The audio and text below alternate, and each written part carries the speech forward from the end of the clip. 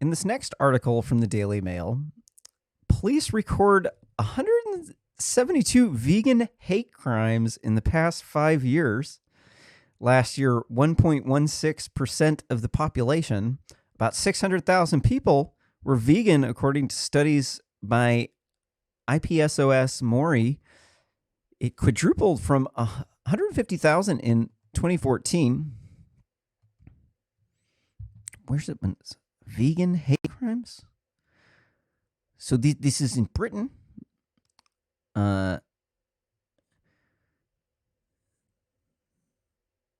Some battling for discrimination based on dietary choice to become hate crimes. Last year, 600,000 people. So this is just crazy. These people in Europe are lunatics, dude. Like, so what they're saying it's a hate.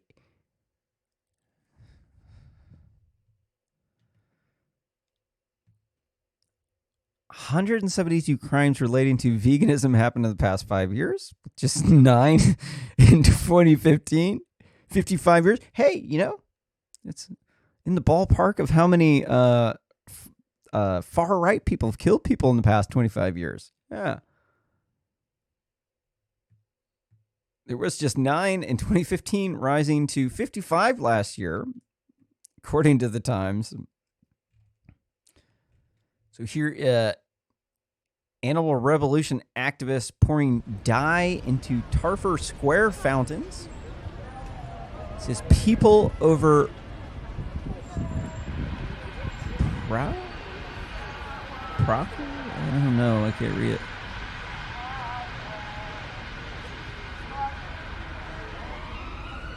Profit. People over profit is what that said. So what are these hate crime? What are they saying? This is just so ape shit. Like, what the hell is going on here? Last year, 1.16% of the population, 600,000 people, were vegan, according to the study. We already covered that. It comes after vegan Jordi Casamonte won landmark case after their lawyers argued ethical veganism satisfies the test required to be a philosophical or religious belief.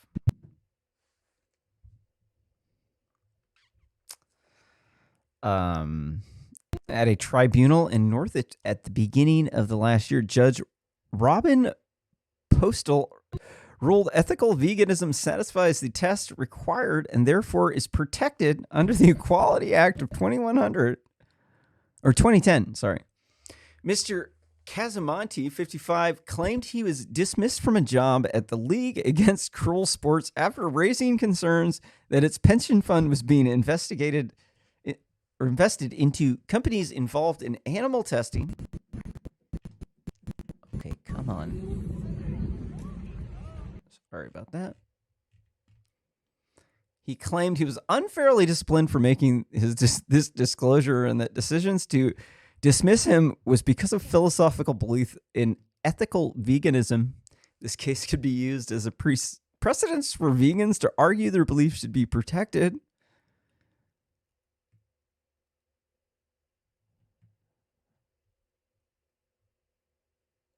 Okay. Founder of the NO2H8 Awards, Fayaz Magal,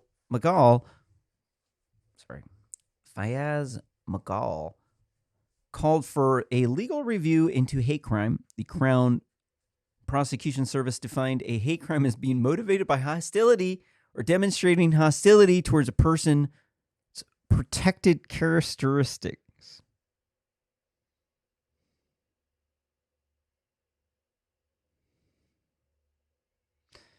So let me get this straight. Hostility towards a person's protected characteristic. So you mean, like, if you were trash talking women wearing burqas, that's like a hate crime? Or if I say you vegans are effing crazy, go eat a piece of bacon and or grow some a backbone, right? Is that a hate crime? Where's the line drawn? Is it like just kind of like you were like joking, or like you actually were like disrespecting their burqa? Is this like anytime I disrespect somebody's burqa is in Europe, am I going to expect to go to jail? This is ape shit. So what they're saying is like dissing on veganism, or like taunting a vegan with a steak, right? This is now a hate crime. Europeans are ape shit crazy, dude. These people are fucking lunatics, dude. Good thing they're absolutely incompetent most of the times, and they actually are not a threat because they'll just be bumbling idiots, and we would totally just whoop their ass. And they would just rather trade with us. But it does appear as though they've gone completely crazy over there in Europe. It seems as though the people there say, no, freedom of speech. We have other rights. Freedom of speech is not that big of a deal. Like, really? So what is the consequence for hate speech? Right. Social exclusion, fines, jails, being targeted by the government. So what makes you think that your political opponents aren't going to start using hate speech in order to exclude you, have the government come after you, cancel you?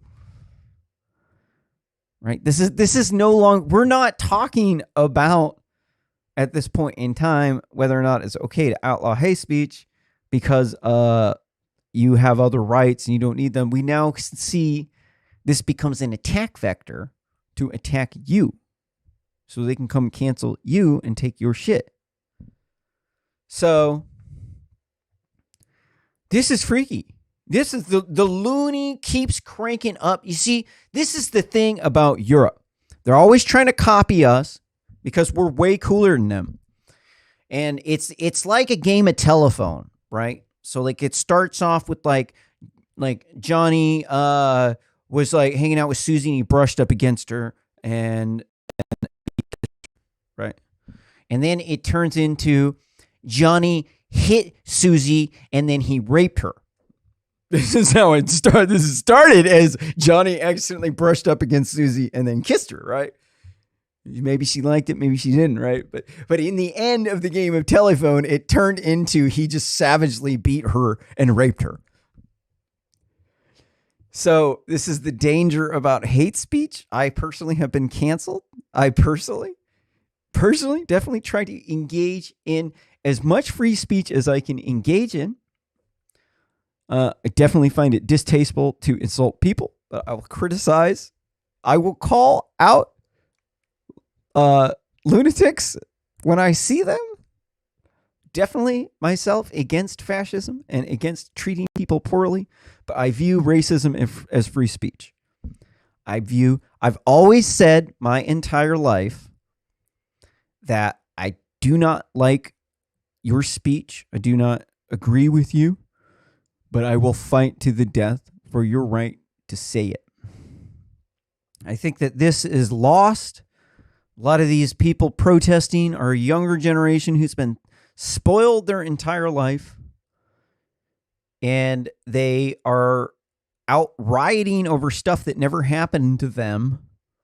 That's what's happening here in Oregon, where there's hardly any black people. 1.9% of the state's black. There's hardly any police shootings, and then they're out rioting for like 67 days, 68 days straight. Like you can't even count how many days straight these people are rioting. It's a multi-month riot. They're terrorizing the community, making people feel unsafe. I feel like somebody could bust in and shoot me in the head at any moment. That's how I feel. I've been living like this for years because of the lefties, because of my experience joining the Walk Away campaign, when I realized after I helped start the 2016 Portland anti-Trump protest, that I had been a feminist my entire life, and that even though I had known these people for decades, that I had been a feminist my whole life and helped start the protest, that if I criticized feminism, they would turn on me. And then I started posting Meninist jokes on Facebook. And then the lefties started flipping a wig. And then it started ramping up and they couldn't stop trolling me. And they kept saying it's me, I'm being toxic. And what they don't understand is like, I'm trying to go about my tasks, program AI, do research papers, all my stuff. I was also in court, battling through court for custody of my child. I was kidnapped by a radical leftist who held my son in a hoarder house, neglected my son. It looked like the inside of a trash can. The bed, I literally was like, where's the bed at? Like, that's it. Like, that looks like a pile of trash. Where's the bed at? Like, that's it. That's where my son had to sleep because of a radical feminist kidnapping him. And so these people, they can't see that. They can't see, oh, well, this guy's had a lot of bad experiences where the feminist thing has burned him. All they can see is this guy is criticizing feminism. Feminism is like the sacred calf. You can't criticize the women being oppressed and underpaid. And when you start looking into it, the women actually are the richest people in the country. Women own 2/3 of the wealth in the U.S., control 85% of consumer spending. So anybody trying to tell you they're underpaid is lying to you. They work 50 minutes less per day. Men are underpaid.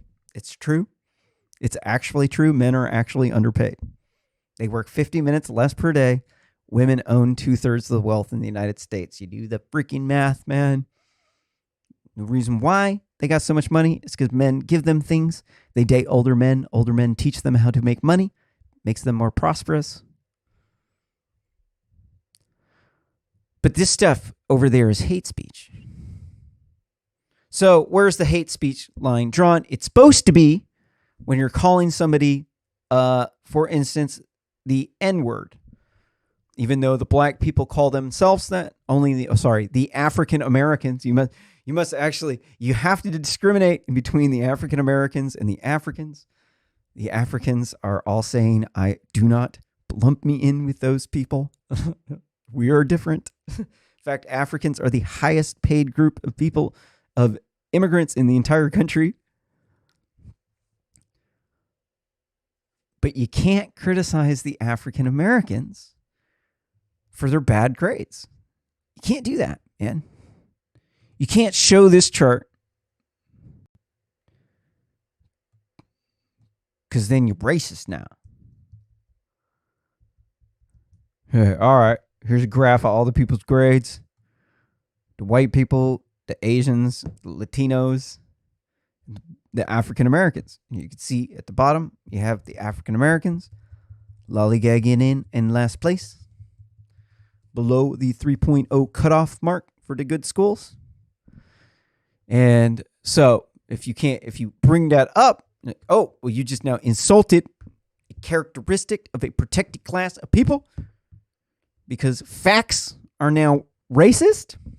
You cannot point out somebody's faults in order to help them become a better person because black people are weaker in the liberals' minds.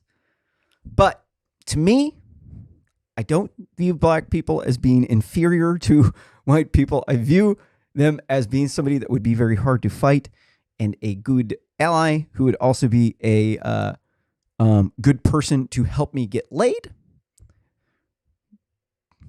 Right? When you think with your penis, the world actually starts to work quite a bit better. There's a lot less stupid shit. But in Europe, you couldn't say that.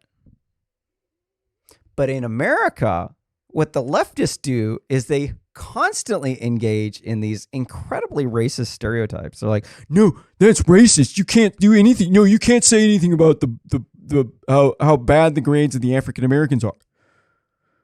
That's racist. Why? Well, just because the black people are weak and they can't protect themselves and you're a privileged white man. It's like, really? So they're a beta male and I'm like messing around with them, right? Every black dude's like,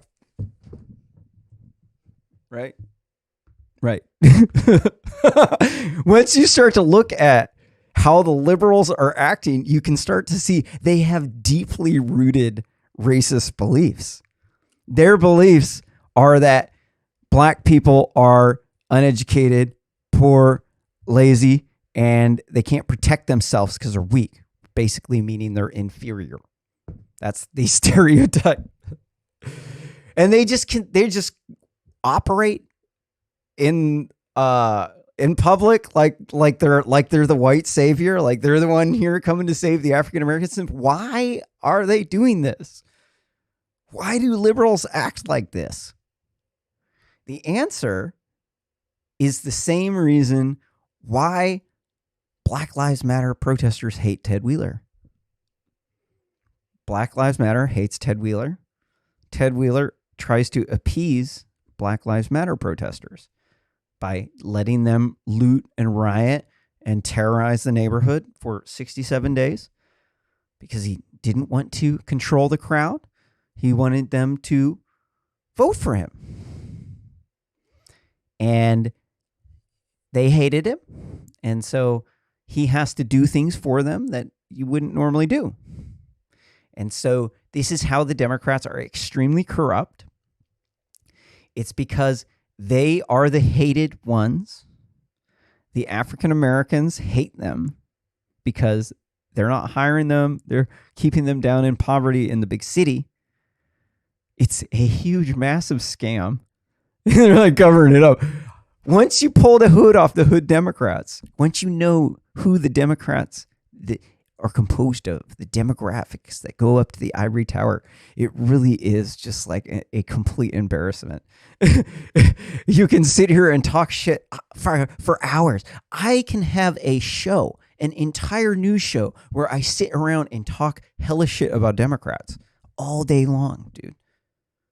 I can keep going. I have material to go for into the future almost indefinitely until we have the Republican century and the Republicans have complete control, because everything they do is incredibly shameful. The white feminists who are in control of the Democrats, the ivory tower liberals are at the top. They're not all white feminists. Once you get to the top of the ivory tower, it is a mixed group of different power interests up top. It's not necessarily, they act like they're lefties, but in reality, a lot of times they're just only trying to get you to vote for them.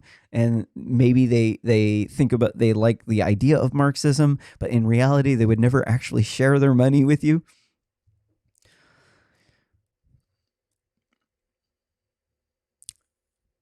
But the white people up in the cities, this is why they're pandering to the African Americans, because they're a big enough demographic that in order for them to get elected, they have to pander to this group of people. How do you pander to them? You give them what they want.